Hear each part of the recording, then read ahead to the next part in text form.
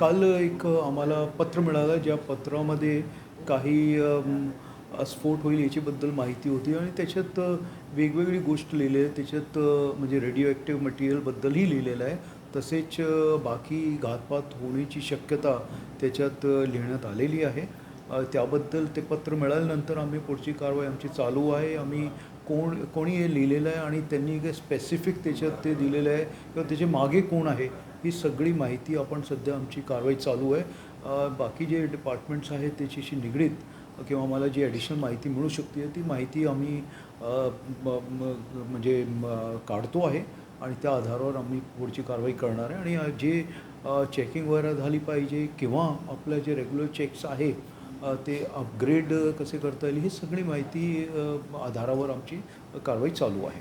सर्व spots check केले sir आपण जे मेन आमचे जे स्पॉट्स त्याच्यात लिहिण्यात आले होते ते सगळे स्पॉट्सची चेकिंग आणि आमचे जे सपोर्टेड चेक वगैरे आहे ते आपली चालू आहे. BDDSची चेकिंग चालू आहे.